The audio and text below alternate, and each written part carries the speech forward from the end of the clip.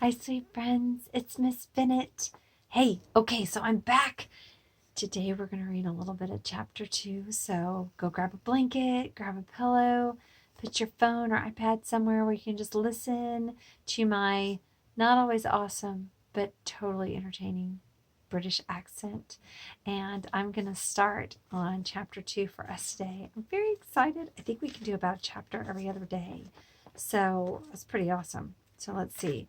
Chapter 2 is called The Vanishing Glass. It's so exciting, guys. I'm very excited. Are you really excited? I'm totally excited. Let's read. Here we go. What happens next? Nearly 10 years had passed since the Dursleys had woken up to find their nephew on the front step, but Pivot Drive had hardly changed at all. The sun rose on the same tidy front garden and lit up the brass number 4 of the Dursleys' front door. It crept into their living room, which was almost exactly the same as it had been on the night that Mr. Dursley had seen that fateful news report about the owls. Only the photographs on the mantelpiece had really showed how much time had passed. 10 years ago, there had been lots of pictures of what looked like a large pink beach ball wearing different coloured bonnets. But Dudley Dursley was no longer a baby, and now the photographs showed a large blond boy riding his first bicycle on the carousel at the fair, playing a computer game with his father, being hugged and kissed by his mother. The room held no sign at all of another boy that also lived in the house.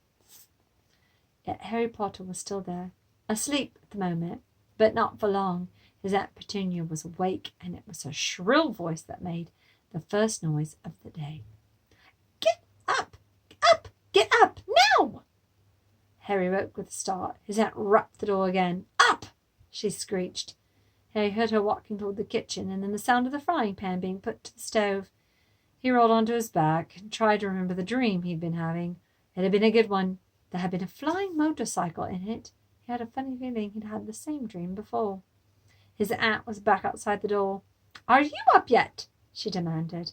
"Nearly," said Harry. "Well, get to move on. I want you to look after the bacon, and don't you dare let it burn. I want everything perfect on Dudley's birthday." Harry groaned. "What did you say?" His aunt snapped through the door. Nothing. Dudley's birthday. How could he have forgotten? Harry got out of bed slowly and started looking for socks. He found a pair under his bed and, after pulling a spider off one of them, put it on.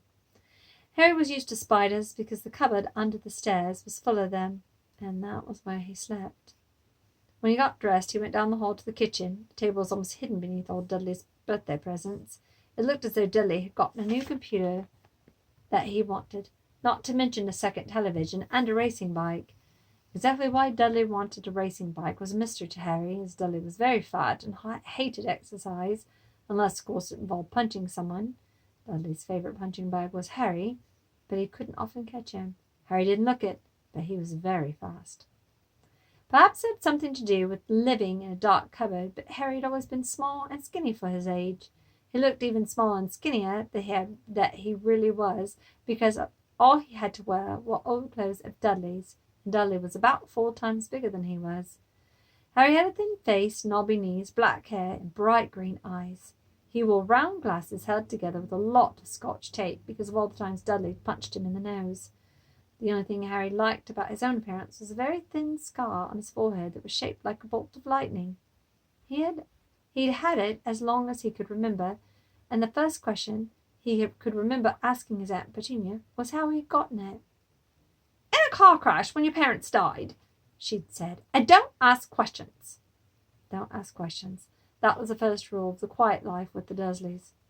Uncle Vernon entered the kitchen as Harry was turning over the bacon. "Comb your hair," he barked by the way of morning greeting. About once a week, Uncle Vernon looked over the top of his newspaper and shouted that Harry needed a haircut. Harry must have had more haircuts than the rest of the boys in the class put together, but it made no difference. His hair simply grew that way, all over the place. Harry was frying eggs by the time Dudley arrived at the kitchen with his mother. Dudley looked a lot like Uncle Vernon. He had a large pink face, not much neck, small watery blue eyes, and thick blonde hair, which lay smoothly on his thick fat head. Aunt Petunia often said that Dudley looked like a baby angel. Harry often said that Dudley looked like a pig in a wig. Harry put the plates of eggs and bacon on the table, which was difficult as there wasn't much room. Dudley, meanwhile, was counting his presents. His face fell. 36, he said, looking up at his mother and father.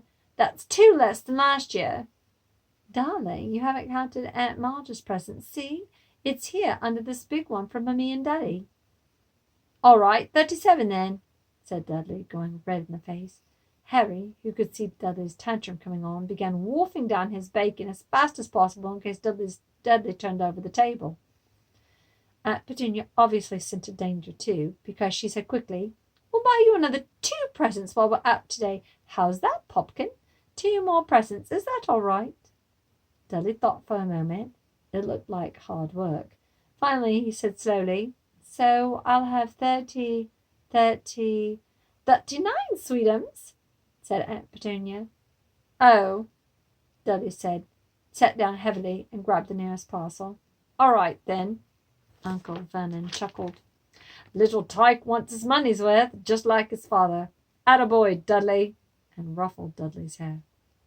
At that moment the telephone rang and Aunt Petunia went to answer it, while Harry and Uncle Vernon watched Dudley unwrap the racing bike, a video camera, a remote-control airplane, 16 new computer games, and a VCR.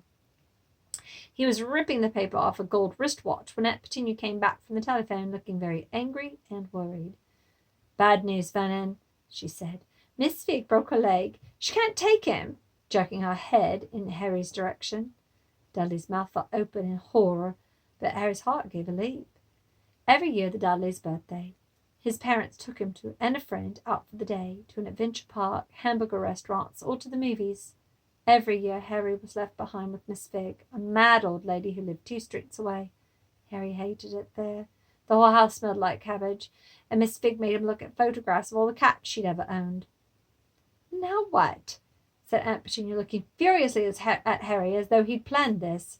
Harry knew he had to feel sorry for Miss Fig had a broken leg, but it wasn't easy when he reminded himself that it would be a whole year before he had to look at Tibbles, Snowy, Mr. Paws, and Tuffy again. We could phone Marge, Uncle Vernon suggested. Don't be silly, Vernon. She hates the boy. The Dursleys often spoke about Harry like this, as though he wasn't there, or rather, as though he was something very nasty that couldn't understand them, like a slug. What about, what's her name, your friend, Yvonne? On vacation in Morocco, snapped Aunt Petunia. You could just leave me here, Harry put in hopefully. He'd be able to watch what he wanted on television for a change, and maybe be able to go to maybe have a go at Dudley's computer. Aunt Petunia looked as though she just swallowed a lemon. And come back to find the house in ruins, she snarled. I won't blow up the house, said Harry, but they weren't listening. I suppose we could take him to the zoo, Aunt Petunia said slowly. And leave him in the car? That's a new car. He's not sitting in it alone. Dudley began to cry loudly. In fact, he wasn't really crying. It had been years since he'd really cried. But he knew that if he screwed up his face and wailed, his mother would give him anything he wanted. Dinky daddy-dums, don't cry. Mummy won't let him spoil your special day, she cried, flinging her arms around him. I don't want him to come, Dudley yelled between huge pretend sobs. He always spoils everything. He shot Harry a nasty grin through the gap in his mother's arms. Just then the doorbell rang.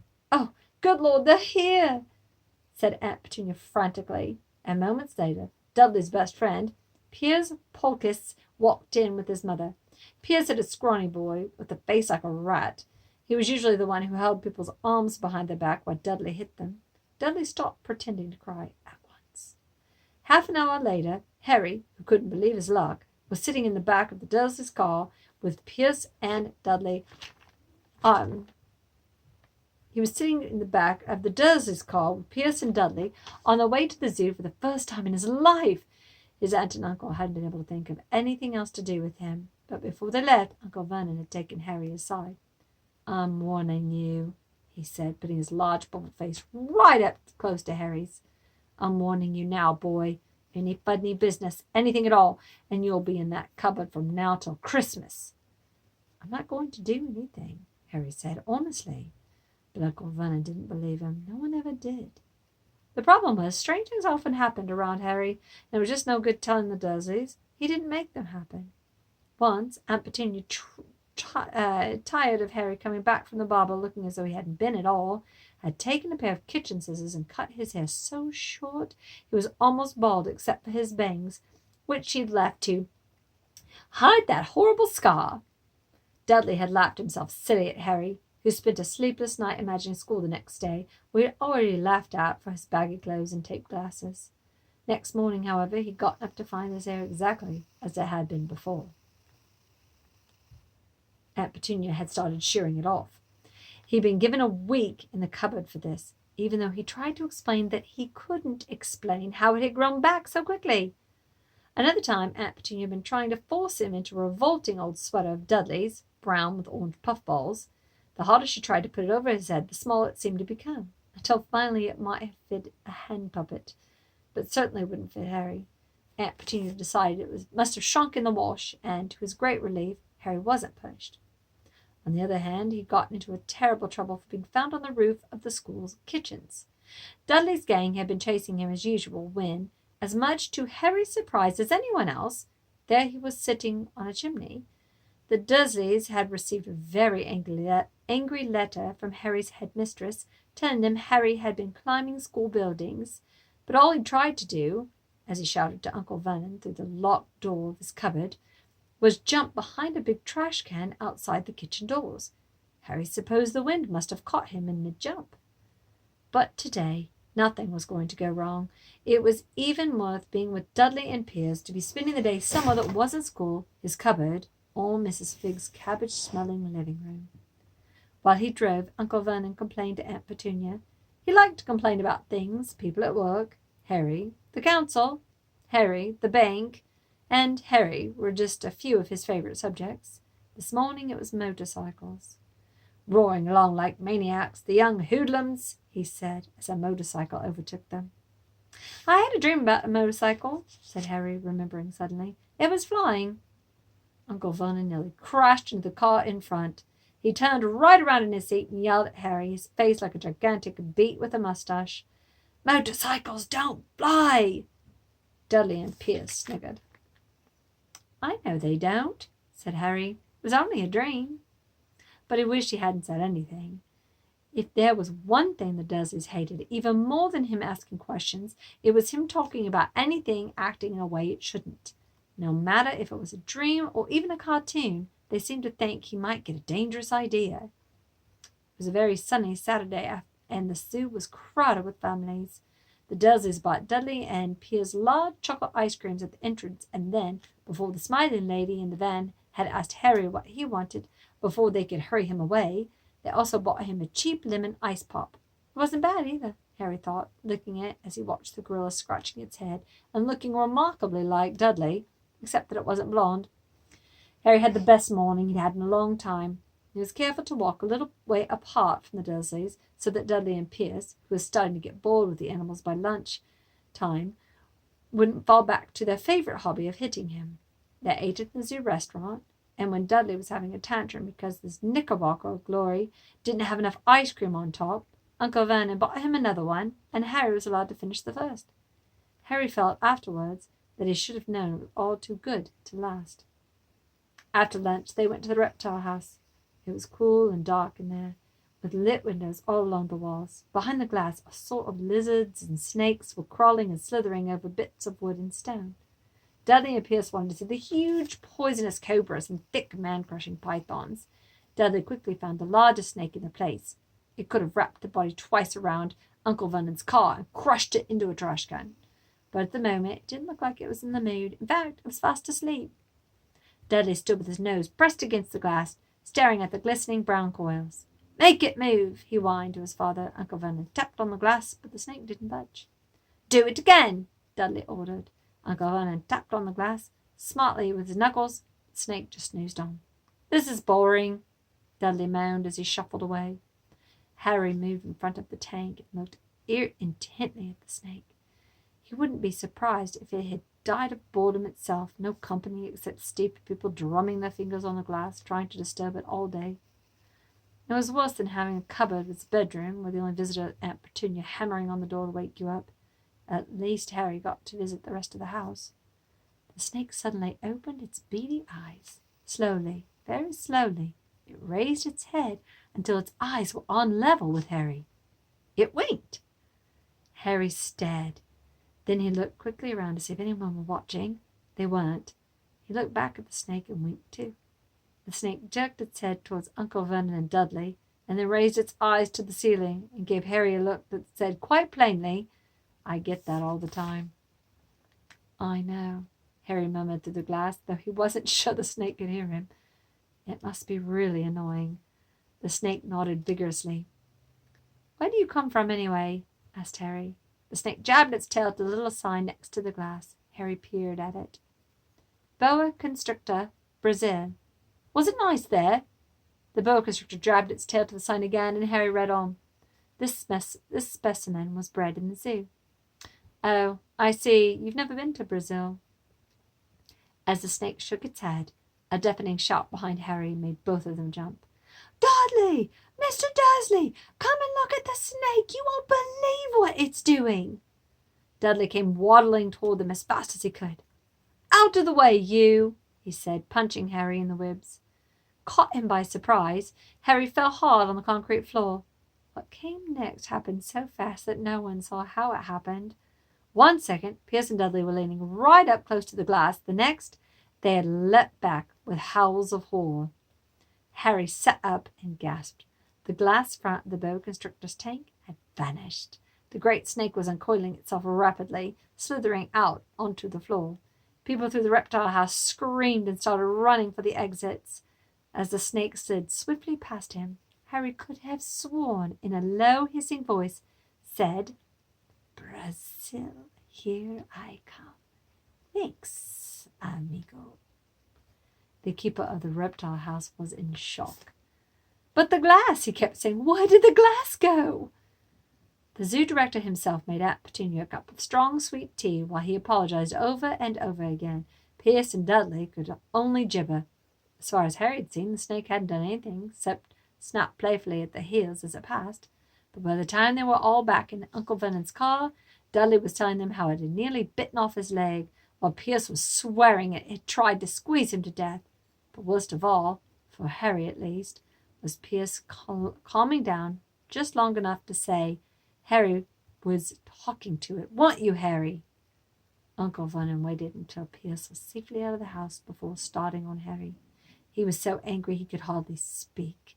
He managed to say, "Go, cupboard, stay, no meals," before he collapsed into a chair, and Aunt Petunia had to run and get him a large brandy. And there you go, my friends. That is the next part of chapter 2. I hope you guys have a great evening, and I hope you know how much I miss you, and I love you so much, and I'm going to post some other videos with some other fun stuff, but I'm definitely going to keep reading Harry Potter, so feel free to come back and listen. Okay, love you guys. Bye.